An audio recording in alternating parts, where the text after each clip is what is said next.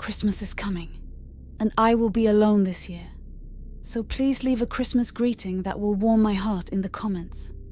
Okay, let's go. Ghostly choir. Christmas was supposed to be special this year. After years of city living, my fiancée Johanna and I decided to spend the holiday in a remote cabin deep in the Appalachian woods. It was a chance to escape the chaos of our lives and reconnect. The cabin, a rental from a quaint online listing, was nestled at the base of a mountain, surrounded by snow-covered pines. It seemed perfect. The drive out was peaceful. Snow flurries danced in the headlights, and the quiet blanket of white seemed to muffle the world. The cabin itself was rustic but charming, with a large stone fireplace, a cozy kitchen, and a loft bedroom overlooking the living room. Johanna was enchanted immediately, declaring it the most romantic spot we'd ever stayed. On our second night, we decided to embrace the spirit of Christmas and explore the old traditions the listing owner had mentioned. In the cabin's welcome booklet, there was a note about a local custom called the silent choir. Supposedly, if you left your cabin dark and quiet at midnight on Christmas Eve, you could hear the echoes of an ancient ghostly choir singing in the forest. It was said to be hauntingly beautiful and entirely harmless. Johanna was thrilled by the idea. I wasn't so sure. "You don't believe in ghost stories, do you?" she teased, pouring herself a glass of wine. "No," I lied, though the thought of sitting in silence, waiting for spectral voices, made my skin crawl. But I didn't want to dampen her excitement, so I reluctantly agreed. The night was crisp and still, the kind of silence that made you feel like the world was holding its breath. We turned off every light, extinguished the fire, and settled on the couch in the dark. The only illumination came from the moonlight streaming through the windows. At first, it was peaceful. The ticking of the old clock on the mantel was the only sound, and I found myself almost dozing off. Then it started. The first note was so faint I thought I'd imagined it. A low, trembling hum, barely audible, as if carried on the wind. Johanna sat up, her eyes wide, and squeezed my hand. "It's real," she whispered. The hum grew louder, joined by other voices, melodic, haunting, and deeply unsettling. It wasn't like any choir I'd ever heard. The harmonies were wrong somehow, discordant yet hypnotic. The voices seemed to swirl around the cabin, echoing off the walls. Johanna was entranced. She got up and moved to the window, her breath fogging the glass. "It's beautiful," she murmured, but I didn't feel awe. I felt dread. The voices didn't just sound eerie, they sounded hungry, like they were searching for something, or someone. "Johanna, let's turn the lights back on," I said, my voice trembling. She didn't answer. She just stood there, staring out into the woods. I got up to pull her away from the window, but when I touched her shoulder, she flinched and turned to me, her eyes glazed over as if she were in a trance. "They're calling," she said. Her voice wasn't her own. It was flat, emotionless. I yanked her away from the window, my panic rising. "Johanna, stop! This isn't funny!" Then the singing stopped. The silence was suffocating. The air felt heavy, like the moment before a storm. And then came the knocking. 3 sharp, deliberate knocks on the front door. We both froze. The door was locked, and we hadn't seen another soul since arriving. Slowly, I moved toward the door, peering through the peephole. There was nothing there, just the snow-covered porch and the dark forest beyond. "Who's there?" I called, my voice shaking. No answer. The knocking came again, this time louder, more insistent. Johanna stood behind me, her hands gripping my arm so tightly it hurt. I grabbed the poker from the fireplace and flung the door open, ready to confront whoever or whatever was out there. The porch was empty. But in the snow leading away from the door were footprints, bare human footprints. They were too small to belong to an adult, and they disappeared into the woods. I slammed the door shut, bolting it and dragging a chair in front of it for good measure. Johanna was trembling, her face pale. "What's going on?" she whispered. "I don't know," I admitted. "But we're not staying to find out." The plan was simple: grab our bags, get in the car, and leave. But when we stepped into the bedroom to pack, we saw it. On the bed was a wreath made of brittle twigs and dried holly. It hadn't been there earlier. Nestled in the center of the wreath was a tiny, withered hand. Johanna screamed, and I nearly dropped the flashlight. My instinct screamed at me to run, but my legs felt like lead. The air was thick with a coppery smell, and the temperature seemed to drop even further. The singing started again, louder this time, as if it were inside the cabin. The voices were no longer melodic, they were shrill, angry, and inhuman. The sound seemed to pierce through my skull, and I could barely think straight. "Leave it!" I shouted to Johanna, grabbing her hand. "We're leaving now!" We stumbled down the stairs and out into the snow, not bothering to lock the door behind us. The voices followed us, echoing through the trees. Our car was parked at the edge of the clearing, but as we approached, we saw that all 4 tires were slashed. Deep gouges marred the paint, and the windshield was cracked in a spiderweb pattern. A child's laugh rang out from somewhere behind us. I spun around, but there was nothing there, only the trees and the suffocating darkness. Desperation took over. We ran down the road, slipping on the icy surface, the voices and laughter chasing us. I don't know how far we ran or how long it took, but eventually we saw lights in the distance, a ranger's station. We pounded on the door until a groggy-looking man opened it. He took one look at us, disheveled, frostbitten and terrified, and let us inside without question. We told him everything. He didn't laugh or dismiss us. Instead, he nodded solemnly. "You shouldn't have listened to the choir," he said quietly. "That cabin should have been demolished years ago." We never found out what he meant. The next day, we were driven back to town and left the state as fast as we could. But even now, I can't close my eyes without hearing the faint echoes of the silent choir, calling me back to that cursed place. The Christmas doll. Christmas had always been my favourite time of year, but after what happened last December, I haven't been able to look at the season the same way. It started innocently enough: snow, holiday music, and the smell of cookies in the oven. My wife, Megan, and I had just moved into a small farmhouse outside of town, hoping for a quiet Christmas away from the chaos of the city. The house was old, with creaky floorboards and drafty windows, but it had charm. The previous owners left a few things behind in the attic: dusty boxes, broken furniture, and a doll. I found it the day we were setting up decorations. It sat in a corner, covered in cobwebs, with its painted smile chipped and one glassy eye staring upward. Its clothes were old-fashioned, lace and ribbons, faded yellow with age. "You're not seriously keeping that thing, are you?" Megan asked when she saw me holding it. I shrugged.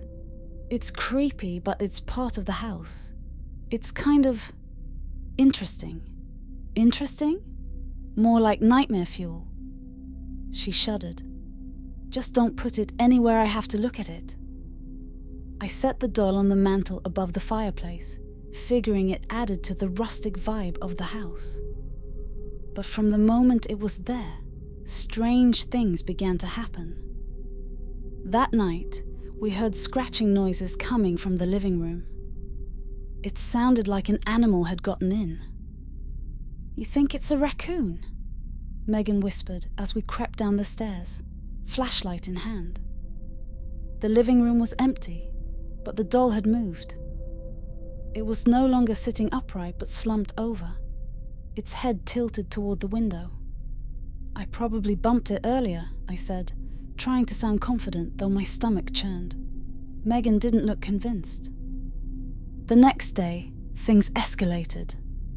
We were decorating the tree when the light started flickering. It wasn't a power outage, the rest of the house was fine. But as soon as I approached the mantel to check the outlet, the lights went completely dark. Then we heard it. A faint giggle, high-pitched and childlike. Megan grabbed my arm. "Tell me you heard that." "I did," I said, my voice barely a whisper.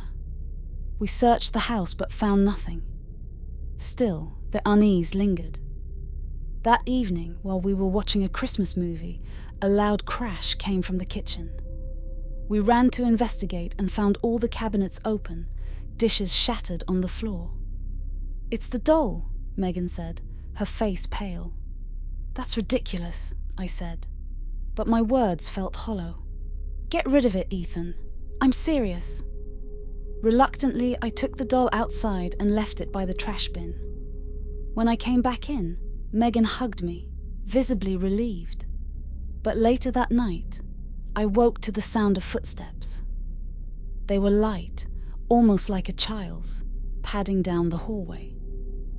"Megan," I whispered, but she was sound asleep beside me. I grabbed my phone for light and crept out of bed. The footsteps stopped as I reached the living room. The doll was back on the mantel. My heart raced as I stared at it. Its head was now tilted toward the Christmas tree, and its smile seemed wider. I grabbed it and threw it into the fireplace, watching as the flames consumed it. The plastic face bubbled and melted, and the room filled with a sickly burnt smell. When I turned around, Megan was standing in the doorway. "What are you doing?" "It was back," I said. She didn't argue. Instead, she helped me clean the ashes and double-check that every trace of the doll was gone. But the nightmare wasn't over. The next day, we noticed small footprints in the snow outside, leading to the front door. They weren't ours, and they didn't lead back to the road. That night, the giggling returned, louder and closer. Objects began moving on their own. The Christmas tree toppled, ornaments shattered, and the lights on the mantel sparked and died. Desperate, I called the real estate agent to ask about the house's history. She hesitated before telling me the truth. "A family lived there in the 1930s, she said. Their daughter Cecilia passed away tragically just before Christmas. The doll, it was hers." I hung up, my hands shaking. "We have to leave," Megan said, packing a bag. As we rushed to the car, the lights in the house flickered wildly. Through the window, I saw a shadow, a small figure standing by the fireplace. It didn't move, but watched as we drove away. We stayed in a hotel that night, unable to sleep. When we returned the next day to gather our belongings, the house was silent, but the air felt heavy. On the mantel, where the doll had been, was a single glass eye staring up at us. We sold the house and never looked back, but every Christmas since, I've heard that faint giggle in the distance, as if Cecilia's doll is still watching, waiting. The bell ringer's warning. I've always been skeptical of ghost stories. A city guy like me doesn't buy into tales of haunted places or cursed objects. But last Christmas, I had an experience that left me questioning everything I thought I knew. My fiancée, Eleanor, and I decided to spend Christmas in her grandmother's old cabin. It was tucked deep in the mountains, a picturesque little place she used to visit as a child. It sounded charming. Snow-covered trees, a crackling fireplace, the works. The drive-up was uneventful. The cabin, on the other hand, was a bit of a disappointment. It was more dilapidated than charming, and the cold seemed to seep through the walls no matter how high we cranked the heat.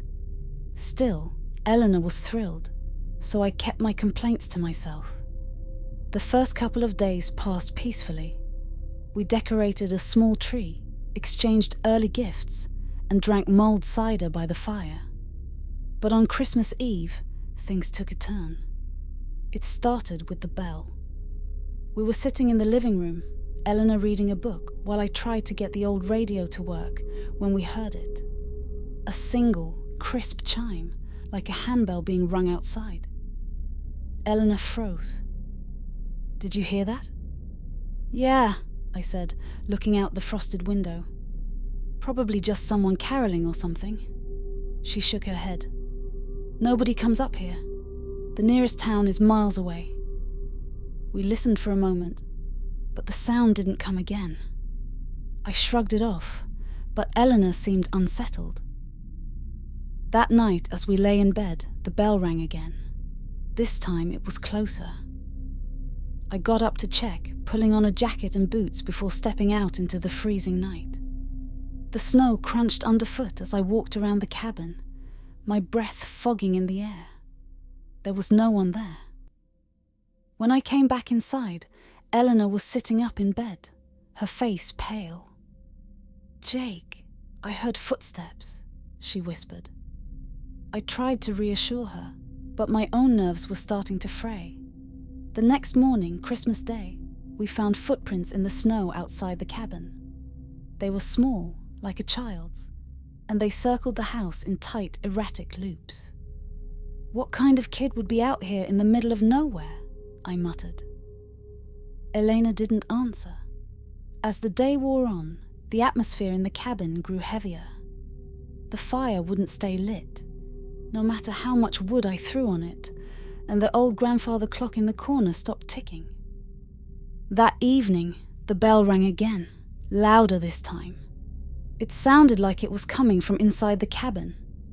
We searched every room, but there was no sign of a bell, or anyone who could have rung it. Then the knocking started. It came from the front door, slow and deliberate. Knock, knock, knock. I opened the door, half expecting to see a lost traveller or a neighbour we hadn't met. There was no one there. "Jake!" Eleanor called from the living room, her voice trembling. I turned to see her pointing at the window. On the glass, written in frost, were 3 words, "Let us in." My heart raced. "We're leaving," I said, grabbing our bags. But as we started packing, the lights flickered and went out. The cabin plunged into darkness, and the bell rang again, louder and more insistent. "Stay close," I told Eleanor, lighting a candle. We moved toward the door, but before we could reach it, the bell sounded again, right behind us. We turned to see a figure standing in the shadows. It was small, childlike, but its features were distorted, its face pale and hollow-eyed, its mouth stretched into an unnatural grin. Behind it, more figures emerged from the darkness, their forms flickering like shadows cast by a dying flame. Eleanor screamed, and I grabbed her hand, pulling her toward the door. We ran out into the snow, the figures following, their eerie bell-like laughter ringing in the air. The footprints surrounded us, appearing as if by magic in the untouched snow. We sprinted to the car, fumbling with the keys. Just as the engine roared to life, one of the figures slammed against the window, its face inches from mine. Its grin widened, revealing jagged, needle-like teeth. I floored the gas pedal, and the car skidded down the icy road, the figures fading into the distance. We didn't stop driving until we reached the nearest town, where we spent the rest of the night in a motel. The next morning, I called a friend to let him know what had happened. He laughed nervously. "You stayed in that cabin? People say it's haunted. Something about children disappearing there years ago." I didn't need to hear anymore. Elena refuses to talk about that night, and I can't blame her. But sometimes late at night, I hear the faint sound of a bell, and I wonder if they're still looking for someone to let them in. The Christmas feast. I'll never forget the Christmas we spent at my grandmother's old farmhouse. It was nestled deep in the Pennsylvania countryside, surrounded by dense woods and sprawling fields that seemed endless. The house itself had seen better days, with peeling paint and creaky floorboards, but it was charming in its own way. That year, it was just me, my mom, my dad, and my little sister Abby. My grandmother had passed away the previous spring, and my mom insisted we spend the holidays there to honor her memory. We arrived on Christmas Eve. Snow blanketed the fields, and the air was cold and crisp. The house was quiet, too quiet almost. My dad joked about how it was perfect for a Christmas ghost story, but my mom shot him a look, and he quickly changed the subject. We spent the day decorating the house, stringing up lights, and putting ornaments on the tree. It was peaceful, even if the house had an eerie feel to it. By the time we sat down for dinner, we were all exhausted. That's when the strange things began. We were halfway through our meal when Abby suddenly dropped her fork and stared at the window. "What's wrong?" my mum asked. "I thought I saw someone out there," Abby whispered. We all turned to look, but there was nothing but darkness and the faint outline of the snow-covered fields. My dad got up to check, but he found no footprints or signs of anyone outside. "It's just the wind," he said, though his voice lacked conviction. Later that night, as we were settling in, I heard something strange. It was faint at first, a soft rustling like fabric brushing against the walls. I thought it was just the old house settling, but then I heard it again, louder this time. I got out of bed and crept down the hall to Abby's room. She was sitting up in bed, clutching her blanket. "Did you hear that?" she whispered. Before I could answer, the sound came again, a dragging noise like something heavy being pulled across the floor. It seemed to be coming from downstairs. We woke our parents, and my dad grabbed a flashlight. Together we went to investigate. The living room was empty, but the front door was wide open, snow blowing in across the floor. "Did you leave it unlocked?" my mom asked. My dad shook his head, his jaw tightening. He shut the door and locked it, double-checking the latch. We tried to brush it off, but none of us slept well that night. On Christmas morning, things only got worse. We came downstairs to find the dining room table set, though none of us had done it. Plates, silverware and glasses were arranged perfectly, and in the center of the table was a roasted turkey that hadn't been there the night before. "What the hell?" my dad muttered, his face pale. "It's a prank," my mum said, though she didn't sound convinced. Abby tugged on my sleeve. "Look." She pointed to the frost-covered window. Written in the condensation were 3 words: "Join the feast." My mum gasped, and my dad immediately grabbed his phone to call the police. But there was no service. "We're leaving," he said, his voice firm. We scrambled to pack our things, but as we were loading the car, the snow began falling so heavily that the road disappeared. My dad tried to drive anyway, but the car got stuck just a few yards from the house. "We'll wait it out," he said, though the tension in his voice was clear. Back in the house, the atmosphere was oppressive. The once cozy farmhouse now felt sinister, as if the walls themselves were closing in on us. That evening, the strange noises returned. Footsteps, whispers, and the faint sound of laughter. It was coming from the dining room. When we peeked inside, the table was full again, but this time the food was rotten, maggots crawling through the turkey, the vegetables blackened and shriveled. And sitting at the head of the table was a figure. It was tall and gaunt, its face obscured by a veil of shadows. Long, bony fingers drummed against the table as it turned its head toward us. Though I couldn't see its eyes, I felt them, cold and piercing, burrowing into my soul. "Welcome," it said, its voice a low rasp. "The feast awaits." We bolted, locking ourselves in one of the upstairs bedrooms. The sounds grew louder, banging, scraping, and that awful laughter. Abby was sobbing, and my mum held her close. My dad was pacing, muttering to himself. I sat by the window, staring out into the blizzard, hoping for some sign of help. Then the door to the bedroom rattled. It started as a gentle shake, but quickly turned into violent pounding. The thing outside was trying to get in. My dad grabbed a lamp and stood by the door, ready to defend us. But then, just as suddenly as it started, the pounding stopped. Silence. For a moment, we thought it was over. But then the voice came again, whispering through the cracks in the door. "Join the feast, or we will come to you." My dad made a decision.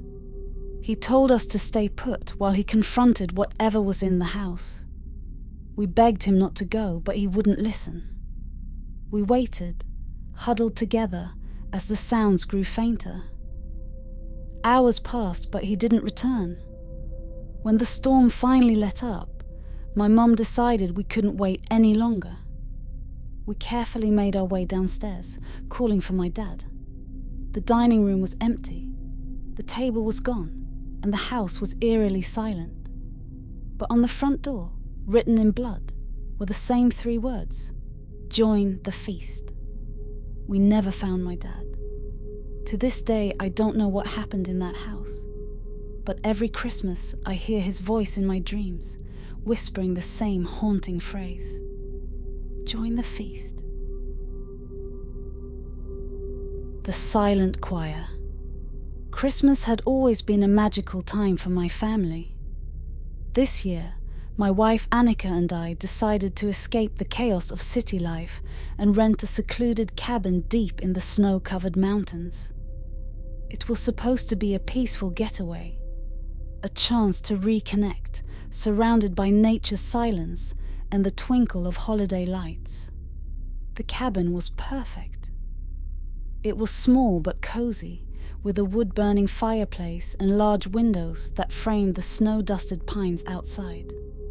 We spent the first few days drinking hot cocoa, playing board games, and watching snowstorms roll through the valley. But then, on the 4th night, the silence changed. We were sitting by the fire, sharing a bottle of wine, when Annika froze mid-sentence. Her eyes darted to the window. "Did you hear that?" she whispered. I shook my head. "Hear what?" It sounded like singing. I listened, but all I could hear was the wind howling through the trees. "It's just the wind," I said, brushing it off. She didn't seem convinced, but let it go. Later that night, as we were drifting off to sleep, I heard it too. Faint, almost imperceptible, but undeniably melodic, like a choir singing an old, haunting hymn. I got out of bed and looked out the window, but the snowy landscape was empty. "Do you hear it now?" Annika asked from the bed, her voice trembling. I nodded. "I'll check outside." Pulling on my coat and boots, I stepped into the freezing night. The wind bit at my face as I scanned the area with a flashlight. The singing grew louder the farther I walked from the cabin. It wasn't joyful or festive. It was eerie, with dissonant harmonies that seemed to echo from all directions. Then I saw them. In the clearing beyond the cabin, A group of figures stood in a perfect circle, their heads bowed. They wore long, dark cloaks that blended with the shadows, and their faces were obscured by the hoods. "Hey!" I called, my voice trembling as I stepped closer. The singing stopped abruptly, and the silence that followed was suffocating. Slowly, one of the figures lifted their head. Pale, hollow eyes stared back at me from a gaunt face, and a twisted smile spread across their lips.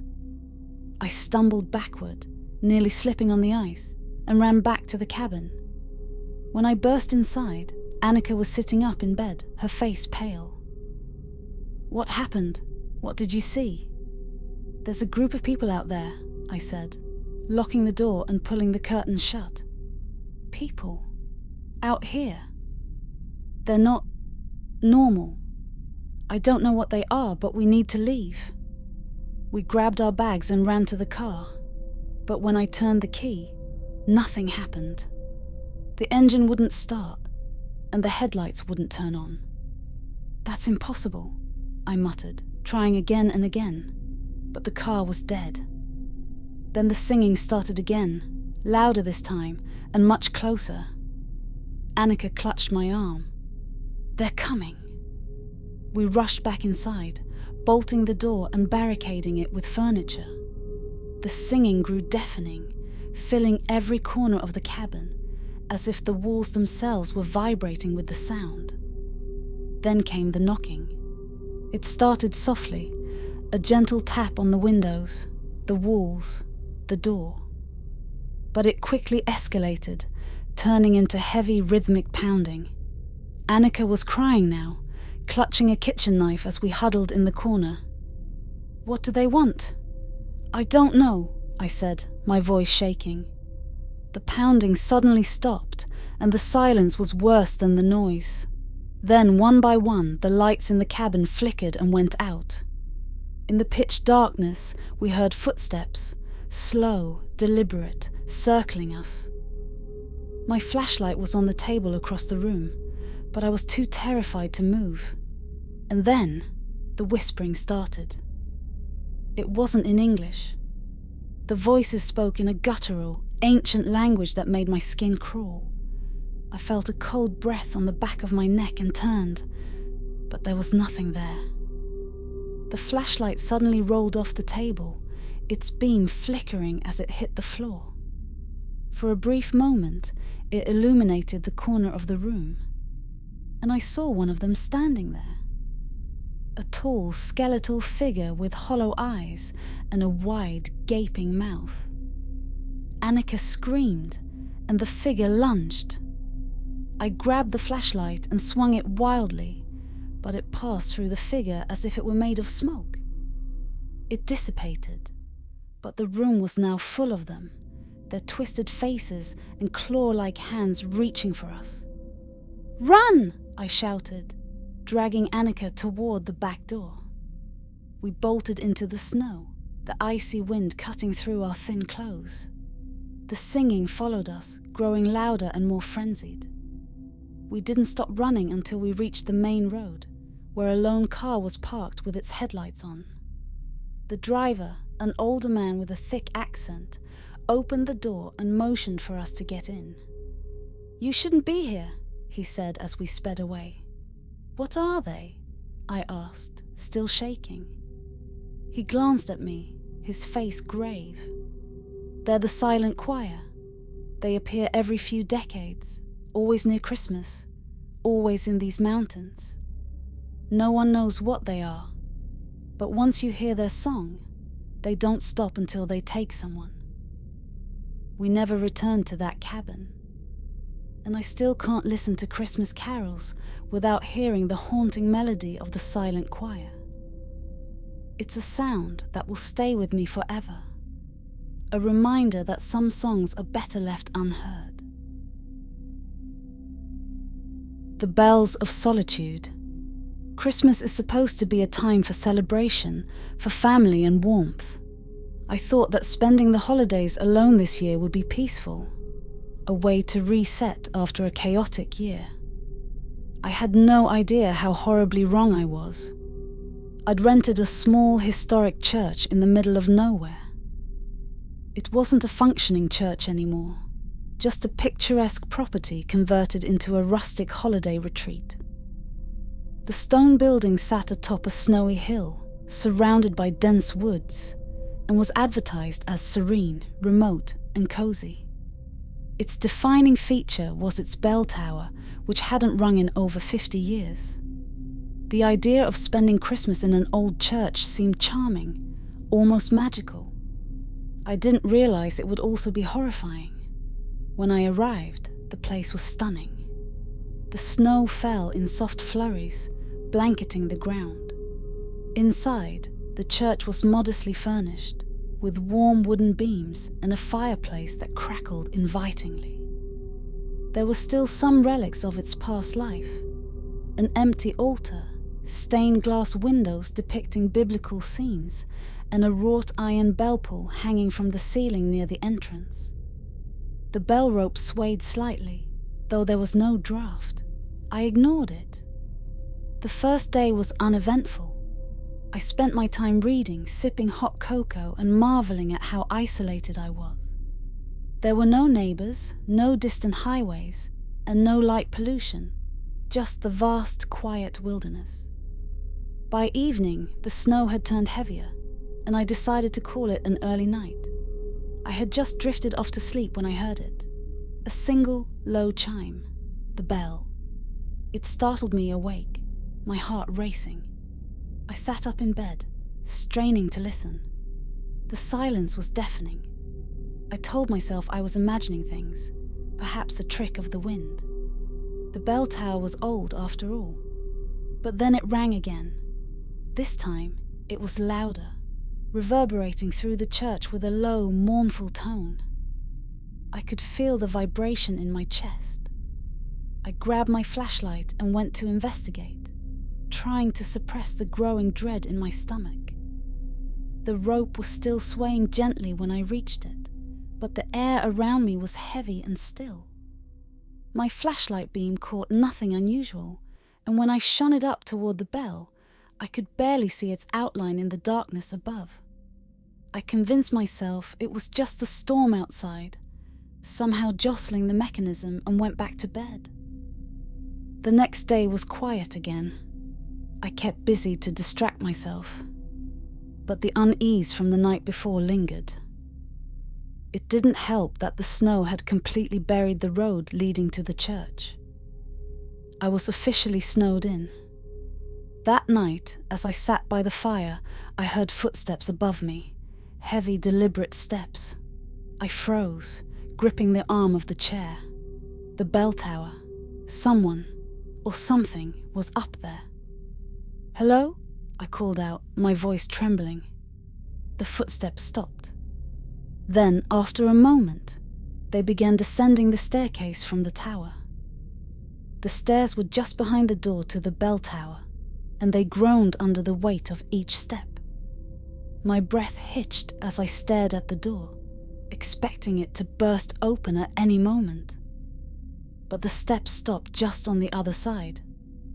I stood slowly, heart pounding, and took a cautious step toward the door. The silence was suffocating. My hand was just inches from the doorknob when there was a sudden knock. 3 loud, deliberate knocks that echoed through the room. I stumbled back, nearly tripping over the rug. "Who's there?" I shouted, trying to sound braver than I felt. No answer. After a few moments, I mustered enough courage to open the door. The staircase was empty, but the air was icy cold, and a faint metallic smell hung in the air. I slammed the door shut and locked it, then moved the heaviest piece of furniture I could find in front of it. Whatever was in the bell tower wasn't human, and I didn't want it getting out. That night, the bell rang again. This time, it was relentless, tolling over and over, each chime louder than the last. The sound was deafening, shaking the very walls of the church. I clamped my hands over my ears, but it was no use. I screamed, begging for it to stop. And then it did. The sudden silence was almost worse than the noise. I looked around the room, half expecting to see something standing behind me, but I was alone, or so I thought. The fire died abruptly, plunging the room into darkness. The shadows from the stained glass windows seemed to come alive, twisting and writhing like living things. I grabbed my flashlight and swung the beam around wildly, my breath coming in short gasps. Then I saw her. She was standing in the center of the room, illuminated by the moonlight streaming through the windows. Her figure was shrouded in tattered black robes, and her face was obscured by a veil. But I could see her eyes, dark, empty voids that seemed to suck the light out of the room. She raised a skeletal hand and pointed at me. The bell tolled again, louder and more resonant than before. I dropped the flashlight, and it clattered to the floor, the beam flickering erratically. "You should not be here," she hissed, her voice like the rustling of dead leaves. I couldn't move, couldn't breathe. The air around me seemed to solidify, pressing in on my chest. The shadows grew longer, reaching for me with clawed fingers. With the last shred of my willpower, I bolted for the door. I didn't bother with my coat or boots.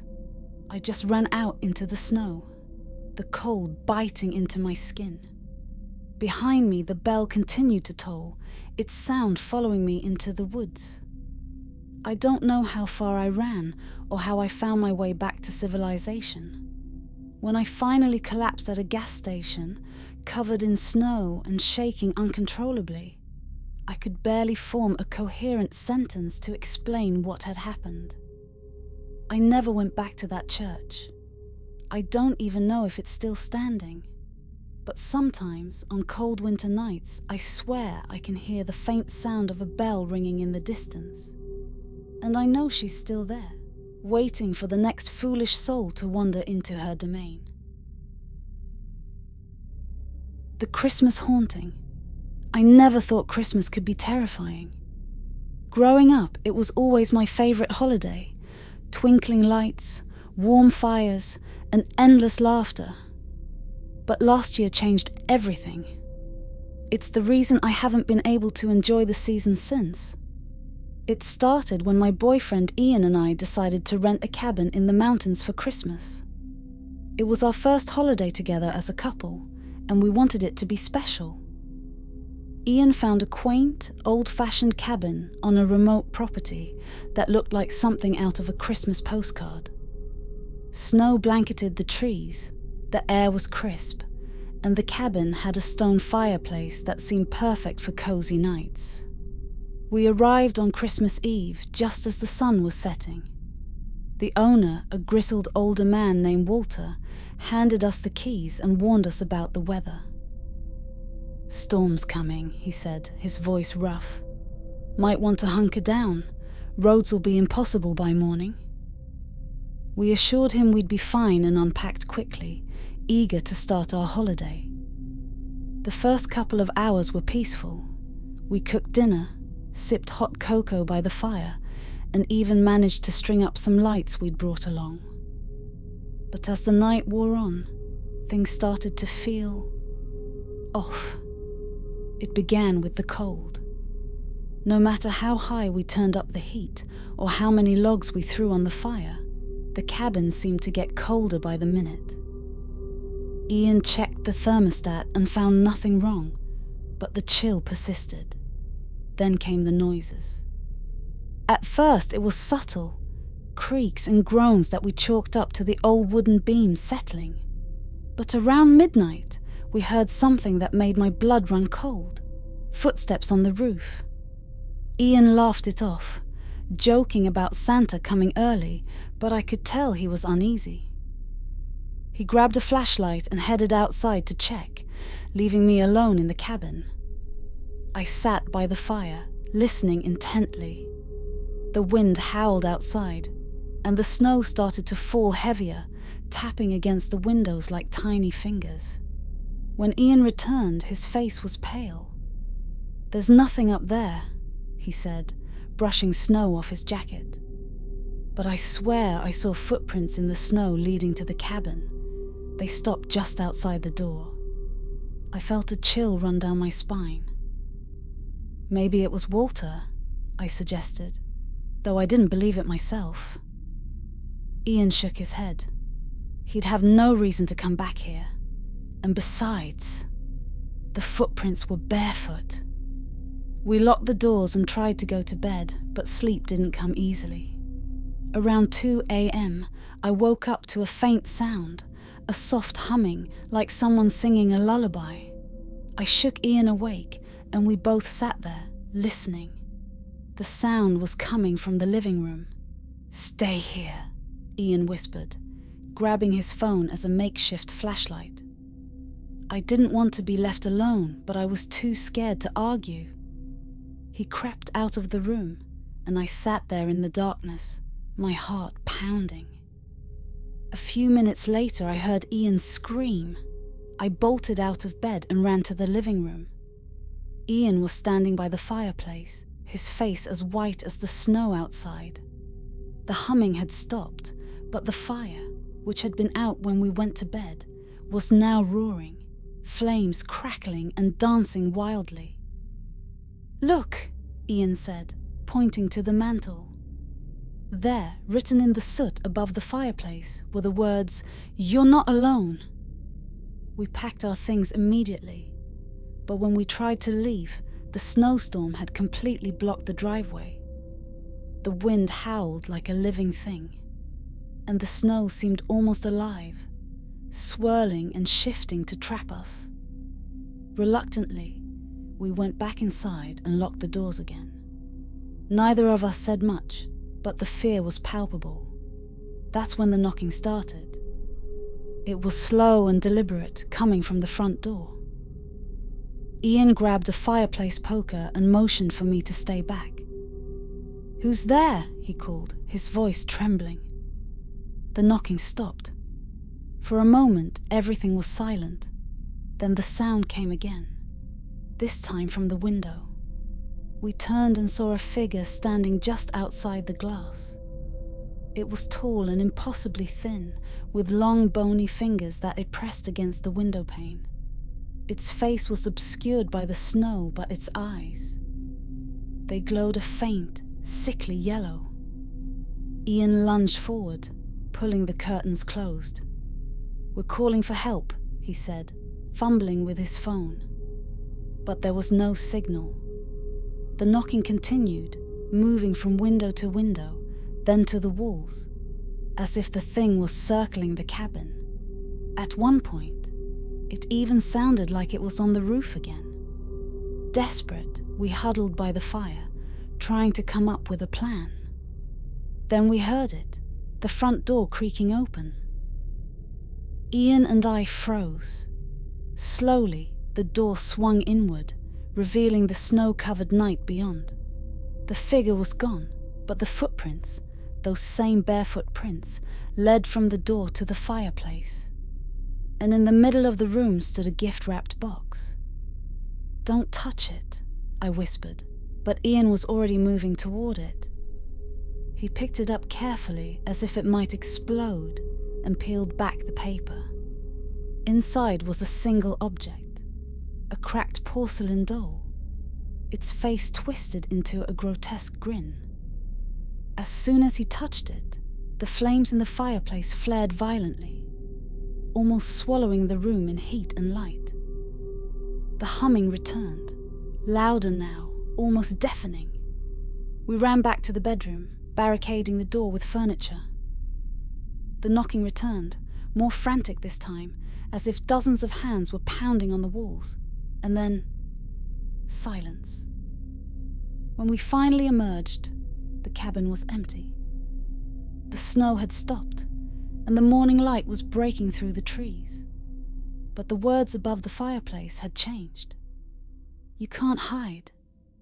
We left everything behind, our bags, our clothes, even the car. and hiked down the mountain until we found a road.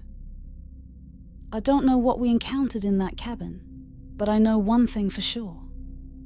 I'll never celebrate Christmas in the mountains again. The Yule Mask. When my brother Ryan and I were kids, Christmas was always magical. The twinkling lights, the snow, the cozy smell of pine and cinnamon, it was the best time of year. But as we grew older, the magic faded. This year, Ryan suggested we try something different, renting a secluded cabin in Vermont to escape the commercial chaos of the holidays. It'll be like the Christmases we used to have, he said. I agreed, though I wasn't sure anything could bring back that childhood wonder. The cabin was picture perfect, nestled in a quiet clearing surrounded by towering evergreens. We arrived on December 23rd, just in time for a snowstorm to roll in, blanketing the world in white. The first day was peaceful, almost therapeutic. We unpacked, lit a fire, and cooked a simple dinner. But that night, something felt off. As I lay in bed, the wind howled outside, carrying with it a faint sound I couldn't place. It wasn't the usual creak of trees or the occasional snap of a branch. It was rhythmic, deliberate, like a low hum mixed with a faint clicking. I chalked it up to my imagination and eventually drifted off to sleep. The next morning, we found something strange on the porch. A mask. It was crudely made, woven from twigs and straw, with hollow eye sockets and a twisted mouth carved into a permanent sneer. "Where do you think this came from?" Ryan asked, holding it up. "Maybe a prank? Or it blew in with the storm," I said, though I wasn't convinced. Ryan shrugged and hung it on a nail by the door, treating it like a quirky decoration. By evening, the snow had stopped, and the world outside looked like a postcard. We sat by the fire, sharing childhood stories and sipping hot cocoa. It was the most relaxed I'd felt in years. But then came the knocking. 3 sharp raps on the door. We froze. "Did you invite anyone?" I whispered. Ryan shook his head, his expression mirroring my unease. He stood up and approached the door cautiously. "Who's there?" he called out. No answer. He cracked the door open and peered outside.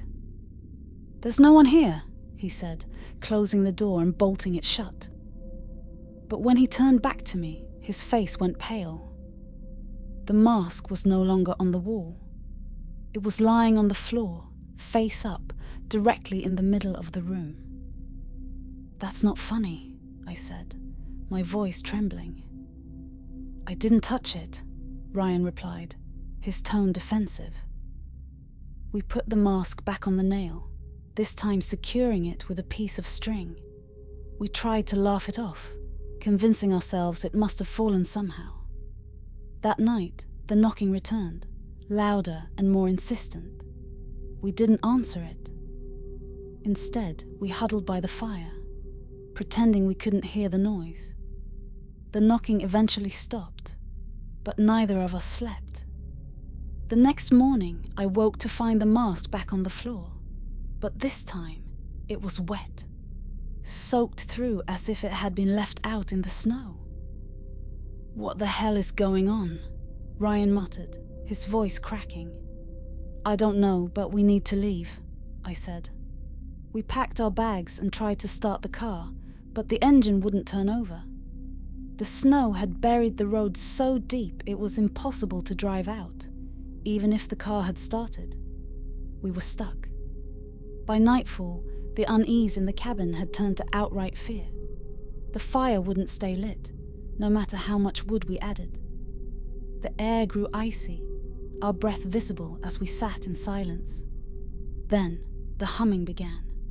It was the same sound I'd heard that first night, but now it was louder, closer. It seemed to come from all around us, as though the walls themselves were vibrating with the noise. "Do you hear that?" I whispered. Ryan nodded, his eyes wide with terror. The mask fell from the wall, landing upright on the hearth. Its hollow eyes seemed to glow faintly, reflecting the flicker of the dying embers. Then came the scratching. It started at the windows, a slow, deliberate scrape of nails against glass. We couldn't see anything outside, just the blackness of the forest beyond. The scratching moved to the walls, then the floorboards beneath us. "We need to destroy that thing," Ryan said, pointing at the mask. He grabbed it and threw it into the fire. The flames roared to life, devouring the straw and twigs in seconds. But instead of relief, a new horror unfolded. The scratching stopped, replaced by heavy, deliberate footsteps. They started on the porch, then moved inside. But there was no one there. The air grew thick, oppressive, as if the cabin itself were alive and angry. The footsteps circled us, invisible but undeniable. Then, a voice, a deep, guttural whisper, filled the room. "Why did you burn it?" I couldn't move, couldn't speak. The door slammed open, snow swirling into the room. And there, silhouetted against the storm, was a figure. It wore a mask like the one we'd burned, only larger, more grotesque. Its body was twisted and inhuman, its long limbs ending in sharp claws. It stepped inside, the floor creaking under its weight. Ryan grabbed a fire poker and swung it wildly, but the figure didn't flinch. It moved closer, its hollow eyes fixed on me. I don't remember much after that. There was a blinding flash of light, a deafening roar, and then silence. I woke up in the snow, Ryan beside me, both of us shivering and disoriented. The cabin was gone, nothing but a blackened patch of earth where it had stood. We never spoke about what happened, not to each other, not to anyone. But every Christmas since, I've heard it, the humming. Faint at first, but growing louder, closer, and every time I wonder if it's coming back for us. The Wraith of Wintervale. It was supposed to be the Christmas of a lifetime, a chance to get away from the stress of city living. My wife, Marissa, and I rented a secluded chalet in Wintervale, a tiny alpine village buried deep in the wilderness. The snow-covered hills and rustic charm of the place seemed like something out of a holiday card. We arrived just after dusk on Christmas Eve.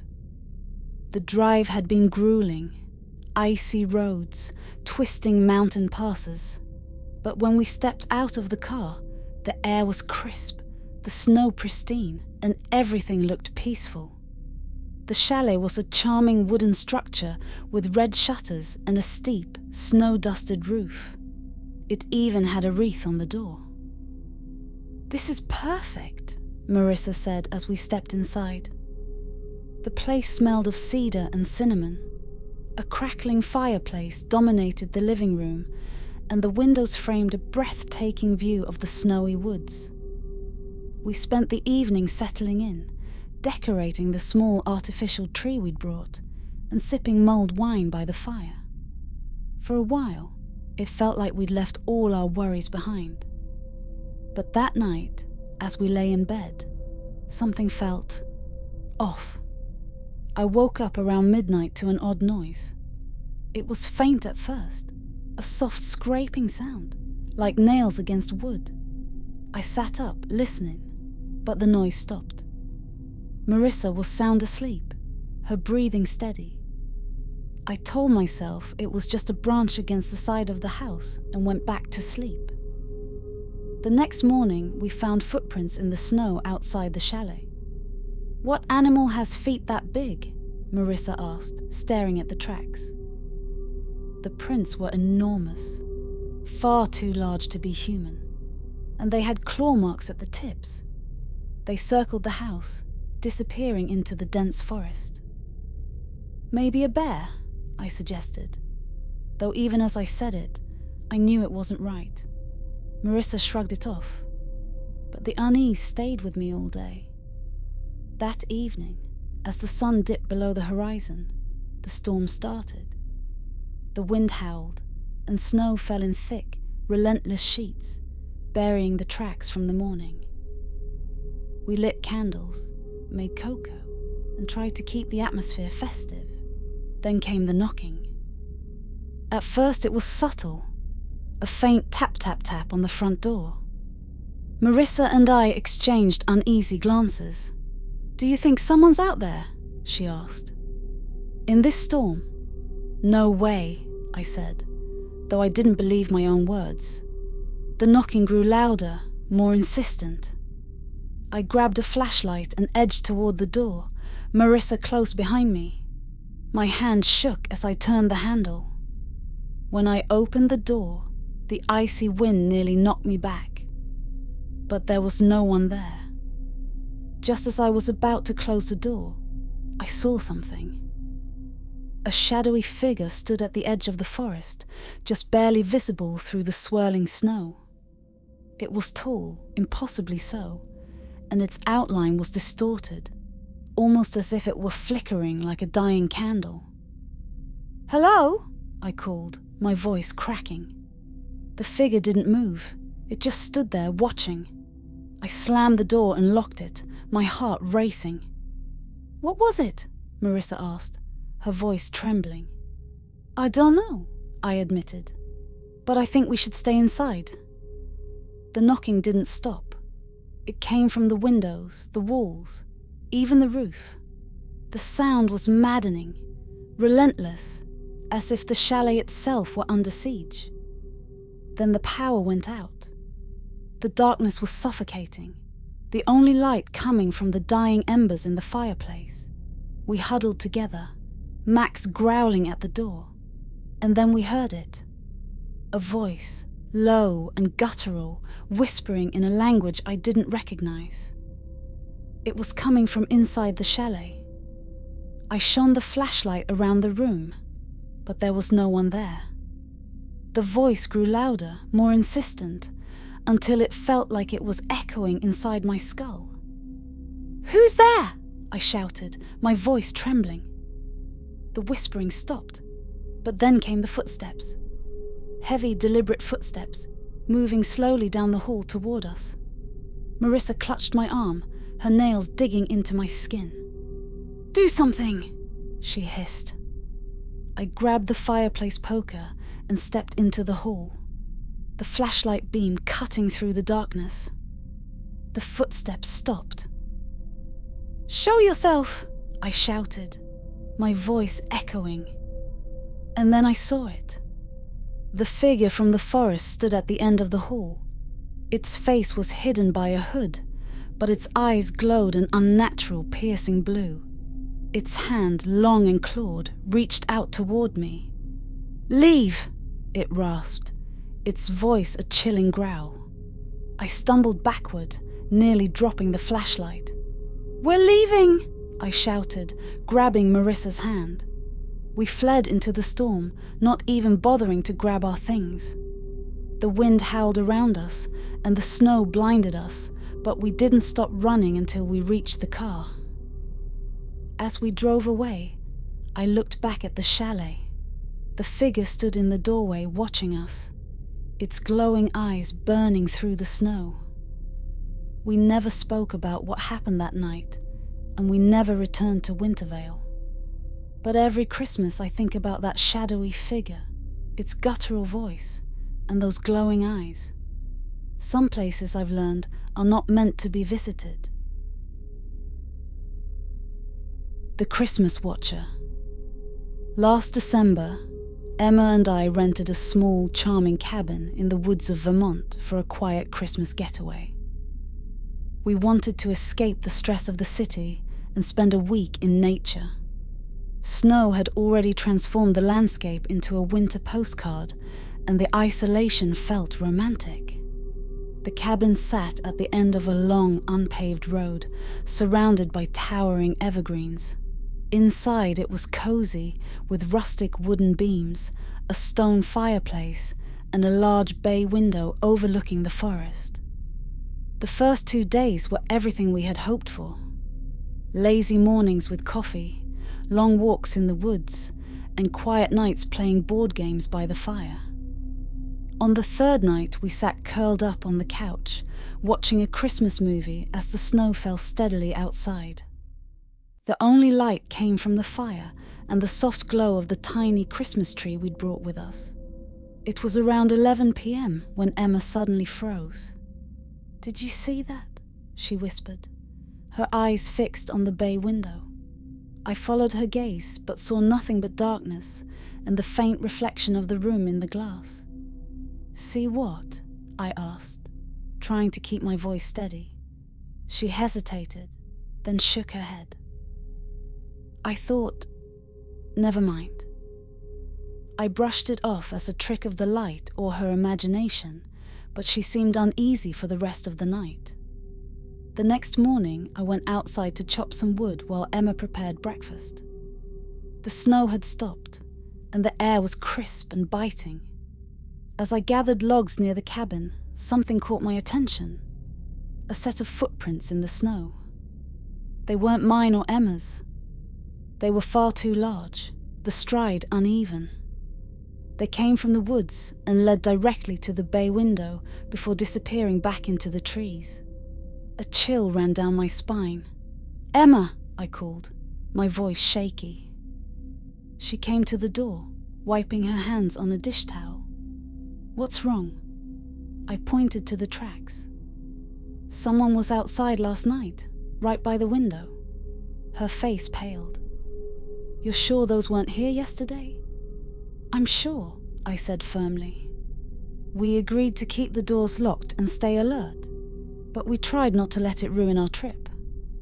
That night, I woke to the sound of faint tapping.